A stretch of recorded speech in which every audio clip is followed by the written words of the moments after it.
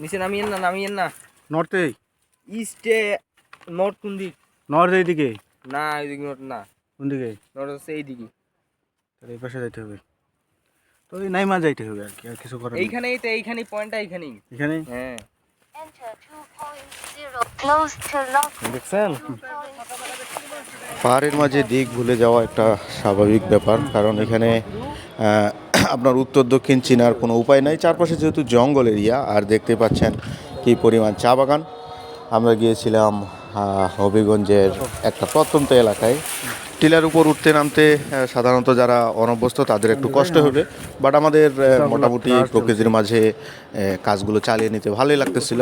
Even আমরা অনেকটা পথ পাড়ি দিয়ে এসেছি, প্রায় 3-4 কিলোমিটারের মতো। আমার বন্ধু ওই আমার গুলা পড়ে গেছে, ওই আমার গুলা পড়ে গেছে।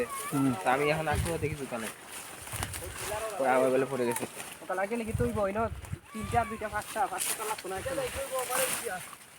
আসেন এই পাশে রাস্তা। পরে তখন আমি আর গুলা পড়ে চলি।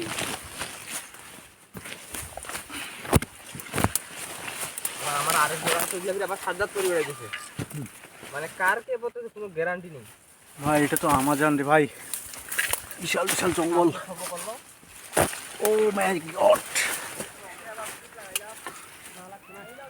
ভাই সাপ না ফফ করতেছে কই? কোন জায়গায় জানি। আপন মনে হাঁটতেছিলাম, হুট করে ছোট ভাই বলল যে কোথায় নাকি সাপে ফোঁস করতেছে। তো এখানে সাপ থাকাটা স্বাভাবিক, যেহেতু মানুষের চলাচল নাই, চারপাশে ঝাড় জঙ্গল থাকতেই পারে। বাট আপনার মনে যখন ভয়টা ঢুকে যায় তখন আর আপনার মনটা একটু উত্তল পাতল হবেই, কারণ এমনও সাপ আছে 100 বলে আপনি ছবি হয়ে যেতে পারেন।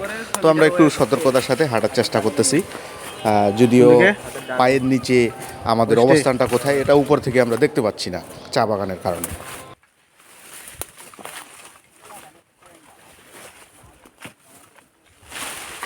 6 মিটার, তাহলে উপরে যাইতে হবে। আমাদের কাছে একটা জিপিএস ডিভাইস আছে, এবং সেই জিপিএস ডিভাইসের মাধ্যমে আমরা জানতে পারতেছি আমাদের পরবর্তী অবস্থানটা কোথায় হবে। আমরা সেদিকেই যাওয়ার চেষ্টা করতেছি। আমাদের পরবর্তী গন্তব্য প্রায় 18 ফিট 19 ফিট দূরে।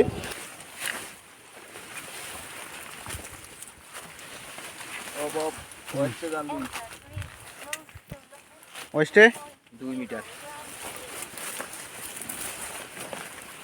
ওদিক কই জানার যাই যাবে না আমার ভিতরে। ওয়েস্ট জানারও জান যাই না। উপরে উঠান